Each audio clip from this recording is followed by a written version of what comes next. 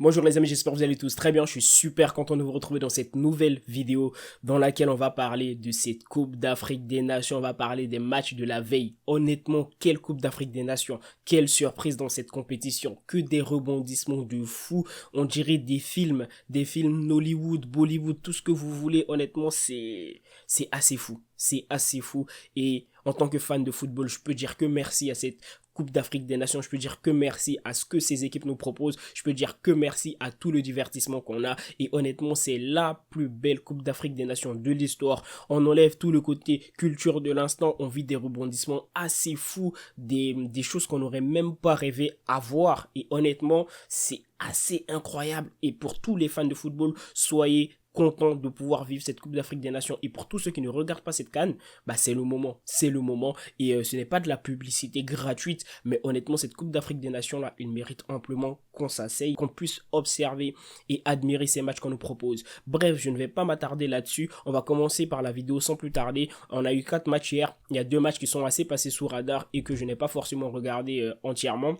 Mais on va d'abord balayer ces matchs et on va en parler dans un premier temps. Ensuite, on parlera des matchs vraiment qui ont été assez fous en rebondissement. Commençons d'abord par le Sénégal. Le Sénégal, ils se sont imposés 2-0 contre la Guinée. Je suis triste en tant que Guinéen parce que voilà, même si on s'attendait à ce que le Sénégal gagne, ils sont venus, ils n'ont pas fait de turnover, ils sont venus avec leur équipe type. Peut-être il y a eu 2-3 changements, mais pas grand chose. Du côté de la Guinée, ça a été quasiment la même chose. Les deux équipes venaient clairement pour gagner. Bien joué au Sénégal qui s'impose 2-0, qui est aujourd'hui la meilleure attaque et la meilleure défense de la compétition, qui est aujourd'hui le plus grand favori de la compétition, qui est la seule équipe, si mes souvenirs sont bons, qui a 9.8, 3 matchs, 3 victoires, c'est la seule équipe, et c'est le prétendant au titre à leur propre succession en fait.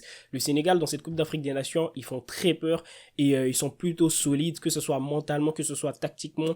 En fait, ils ont déjà leur équipe type. Ils sont bien mentalement, ils ont les armes, ils ont un bon entraîneur, tout se passe bien pour eux, ils sont sur un petit nuage, mais il va falloir faire très attention parce qu'avec tous les rebondissements qu'on a durant cette Coupe d'Afrique des Nations, absolument tout peut se passer. Et cette équipe du Sénégal là, malgré tout, bah ils sont très forts, ils sont très très forts. Ils commencent pas comme il y a 2 ans, ils commencent assez tranquillement, assez favorablement. Il y a 2 ans, c'était plus compliqué. Ils sont sortis assez difficilement des poules. Mais après, bon, ils ont affronté des équipes qui étaient aussi belles et compliquées, comme le Cap-Vert, comme la Guinée équatoriale, qui aujourd'hui, cette année, ont fini première de leurs poules respectives.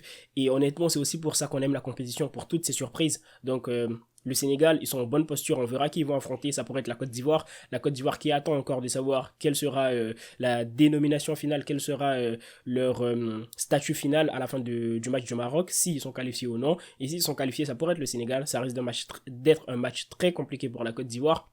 Donc hâte de voir ce qui va se passer. Ça pourrait être également une autre nation, donc on verra très bien ce qui se passera de ce côté-là. Ensuite, on a eu déjà, j'ai même pas parlé de la Guinée. La Guinée, déjà mon pays, on s'est qualifié, je suis très très content. On va affronter la Guinée équatoriale, ça risque d'être un match très très chaud. La Guinée équatoriale qui a fini première de leur poule, qui ont tapé la Côte d'Ivoire. Donc j'ai mon deuxième pays en l'espace d'une semaine là, ou je sais pas combien de jours, qui va affronter la Guinée équatoriale. On s'est fait taper 4-0. Honnêtement, très très honteux, j'étais très déçu de voir ce match, mais j'espère la Guinée, ils vont réussir à nous venger, ils vont réussir à me venger, parce que je suis aussi guinéen, donc voilà, bon, Guinée équatoriale, voilà, vous allez me dire Guinée, mais voilà, il y a la Guinée équatoriale et il y a la Guinée-Conakry. Donc moi de mon côté, j'espère que cette Guinée-Conakry là va réussir à battre cette équipe de la Guinée équatoriale. Très très belle surprise dans cette compétition. Donc on verra ce qui va se passer. De l'autre côté, on a eu Burkina Faso contre Angola. L'Angola est une équipe qui passe sous radar dans cette compétition. Aujourd'hui, ils sont à 7 points, ils sont premiers de leur poule devant le Burkina Faso, devant l'Algérie et devant aussi la Mauritanie. Qui s'attendait avant le début de la compétition à voir cette équipe d'Angola finir première? Je ne pense pas qu'il y a assez de personnes. Et je ne pense pas qu'il y a beaucoup de personnes qui s'attendaient même et aujourd'hui qui en parlent assez de cette équipe de l'Angola parce qu'elle est passée sous radar aussi avec tous les matchs qu'on a eu durant la journée d'hier. Mais ils ont fini premier. Donc c'est aussi une équipe à surveiller durant cette Coupe d'Afrique des Nations là. Maintenant passons aux matchs qui ont été très très très très fort en émotion, en rebondissement. Commençons par le match du Cameroun qui a affronté la Gambie. Quel match! Honnêtement, j'ai vécu un très très beau match, j'ai été très content de pouvoir assister à cette rencontre et je tenais déjà dans un premier temps à dire pardon aux frères camerounais. Et les frères, pardon, je m'excuse parce que ce qui s'est passé, ce que vous avez proposé, c'était exceptionnel. Et je ne vous ai pas respecté depuis le début de la compétition. Parce que voilà, vous savez, il y a quelques chambrages entre Ivoiriens et Camerounais. En plus, j'ai un entourage où je connais beaucoup de Camerounais et tout ça. Bref. Donc c'était assez marrant, mais honnêtement, quelle belle partition hier. On est à la mi-temps du match, il y avait 0-0. En deuxième mi-temps, on a le Cameroun qui mène 1-0. Ensuite, on a la Gambie qui revient à 1-1. La Gambie met le 2-1 dans les dernières minutes. Enfin, vers la fin et tout, c'était assez chaud. C'était dans les 72e minutes, je crois. C'était assez tendu et tout. J'étais là, franchement, j'étais dans les émotions. Je me disais, ah ouais, là, la Côte d'Ivoire est qualifiée. Bim, but du Cameroun, 85e minute contre son camp de la Gambie. 2 partout. C'était, waouh. Honnêtement, là, je pense que les émotions commencent à remonter là. C'était assez fou ce qu'on a vu. Mais qui, à part le Cameroun, pour venir à la toute fin, dans les dernières minutes, nous mettre le but du 3-2. Nous mettre ce but à la toute fin. Vraiment. Et moi, je pensais que ça allait s'arrêter là, c'était fini. Et rebondissement, but 3-3, la Gambie marque. Et ce qui est marrant, c'est quoi? C'est que Yamin, et le gars, il est allé célébrer, il a couru comme un fou, comme s'il avait marqué le but de sa vie. Mais mon frère, il a oublié qu'il y avait la VAR.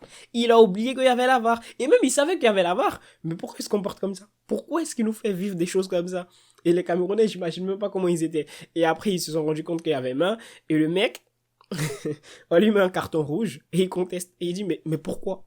Qu'est-ce que j'ai fait? Qu'est-ce que j'ai fait? Et après, bref, heureusement, il rigole et tout. Et il se rend compte de la connerie. Mais waouh, ce match, il était dur en rebondissement. Et je suis très content pour cette équipe-là parce qu'ils ont montré beaucoup. Honnêtement, honnêtement, pardon. Des deux équipes d'ailleurs, de la Gambie comme du Cameroun, et surtout du Cameroun parce qu'ils ont montré du caractère. Ils ont montré ce pourquoi ils sont faits de ce bois là, le Cameroun. Ils sont dos au mur et ils arrivent à s'en sortir. Et je suis très content, je suis très très content pour eux par rapport à ce qu'ils ont produit, pas par rapport à nous en tant qu'Ivoiriens. Là, je suis déçu bien entendu, mais je me mets à la place d'un supporter camerounais, je me dis que waouh, quel rebondissement. Après, ça va être très dur derrière, hein. Ça va être dur parce qu'il y a le Nigeria qu'ils vont affronter. Donc, hâte de voir ce qui va se passer dans ce match-là. Mais honnêtement, je pense que les deux équipes vont perdre parce que... non, bref. Ça va être un beau match, ça va être un beau match. On verra ce qui va se passer. J'allais partir sur le dernier match sans parler de Ondoa. Ondoa, honnêtement, qui a fait un très très gros match. Qu'est-ce que je vous avais dit par rapport à André Onana? Onana, je vous avais dit, avec tout le cinéma qu'il a fait là, ça pouvait pas rester impuni pour cette équipe du Cameroun. Heureusement, ils ont montré du caractère, ils l'ont mis sur le banc. Il a eu une belle attitude malgré tout, c'est à souligner. Mais avec toute l'attitude qu'il a eue avant le début de la compétition, durant la compétition et tout, bah c'était légitime de le mettre sur le banc. Et franchement, c'est le choix, je pense, qui a dû changer cette équipe du Cameroun là. Parce qu'il faut aller au mérite. Même s'ils ont fait des erreurs, cette équipe du Cameroun, et que je disais qu'ils allaient flop dans cette compétition, c'était aussi par rapport à Onana, pour ceux qui ont vu la vidéo. Et aujourd'hui, ils ont réagi, et voilà, ça a payé. Ils ont réagi, ils l'ont mis sur le banc. T'es je sais pas qui, si tu fais des conneries, faut pas qu'on accepte ça en Afrique. Faut se faire respecter. Et ils l'ont mis sur le banc, ça a marché. Donc tant mieux pour cette équipe du Cameroun. Maintenant, parlons du dernier match. Le match qui va faire fâcher les supporters algériens. Bon, s'ils regardent déjà la vidéo. Dans un premier temps, je tiens à partager ma compassion envers vous. Parce que ce fut dur, ce fut compliqué. Et j'imagine même pas dans quel état vous êtes si vous êtes supporter algérien. Et du côté de la Mauritanie, honnêtement, je suis très content pour cette équipe-là. Parce que c'est leur première victoire en Coupe d'Afrique des Nations. Est-ce que vous vous rendez compte? Leur première victoire en Coupe d'Afrique des Nations contre l'Algérie. Ils éliminent l'Algérie et surtout ils se qualifient en 8e de finale pour leur première victoire en Coupe d'Afrique des Nations. C'est tellement beau ce qui s'est passé dans cette compétition, c'est tellement beau pour ce qui s'est passé pour cette équipe-là. Il y a tellement d'équipes qui ont marqué l'histoire de cette compétition. La Mozambique qui a gagné leur premier match en Coupe d'Afrique des Nations. On a aussi la Mauritanie du coup qui gagne leur premier match en Coupe d'Afrique des Nations et qui aujourd'hui ils sont qualifiés. Ils sont qualifiés en 8e de finale. Merci à Amir Abdou. Merci pour tout. Parce que ce coach-là, honnêtement, c'est un très grand coach. Quand je dis très grand coach, par rapport à ce qu'il fait, par rapport aux effectifs qu'il a eu. Il a eu les Comores, pardon. Avec les Comores, il a réalisé une belle partition, une belle compétition. Il est allé en 8e de finale. Ça a été difficile contre le Cameroun. Il y avait leur gardien qui était suspendu pour cause de Covid. Ils ont eu un défenseur, je crois, ou je sais plus qui, au but. Ils ont perdu 2-1. Ils s'en est très bien sortis. Hier, ils gagnent l'Algérie. Mais avant le match, je crois qu'on doit commencer par l'avant-match. Il fait du trash talk. Enfin, j'abuse peut-être, mais honnêtement, toute proportion gardée, ce qu'il a dit avant le début de la compétition, faut vraiment être un bonhomme pour le dire. Se lever et dire, demander à Belmadi de se préparer. et venir et gagner ce match-là contre l'Algérie, contre cette Algérie. Et quand on regarde les deux équipes, quand on regarde sur Transfermarkt, l'Algérie vaut 920 millions sur Transfermarkt, tout l'effectif. Et l'équipe du Burkina Faso, vous savez c'est combien? C'est 12 millions. 12 millions. Est-ce que vous vous rendez compte de la différence énorme entre ces deux nations-là? Et il y a eu une seule équipe sur le terrain, c'était la Mauritanie. L'Algérie n'avait pas d'âme. En fait, l'Algérie était l'ombre d'elle-même. Et je suis déçu pour eux, mais Belmadi, c'est dommage. Je crois qu'il a démissionné. Si tout ça est confirmé, je crois qu'il a démissionné à l'heure à laquelle je tourne cette vidéo et qu'il ne sera plus coach de cette équipe. Mais ça ne m'étonne pas, vu la réaction qu'il a eue sur le banc, vu tout ce qu'il a fait depuis le début de la compétition. Parce que l'Algérie n'a pas eu de 11 types depuis le début de la compétition. L'Algérie, le premier match, il joue avec un effectif. Le deuxième match, il change au milieu de terrain. Le troisième match, c'est tout qui a changé au milieu comme devant. Honnêtement, c'est triste, mais merci pour la CAN 2019. On va pas rentrer dans les détails parce que je compte probablement faire une vidéo pour vraiment parler des problèmes de cette équipe d'Algérie là. Je vais essayer de faire une belle vidéo par rapport à ça. Mais si vous êtes supporter algérien, je suis désolé pour vous. Mais félicitations à cette équipe de la Mauritanie qui rentre vraiment dans l'histoire aujourd'hui. Et c'est mérité. Même si l'Algérie, ils ont dominé dans ce match, je crois que 75% de possession. Du côté de la Mauritanie, ils ont eu plus de tirs que l'Algérie. Ils ont eu 17 tirs contre 16 pour l'Algérie. Ils ont eu 7 tirs cadrés contre 6 pour l'Algérie. Et ils auraient même pu gagner bien plus dans ce match. Ils auraient mis plus de buts, ça ne m'aurait pas étonné. Et du côté de l'Algérie aussi, franchement, ils auraient pu revenir dans ce match. Malheureusement, la chance n'était pas de leur côté.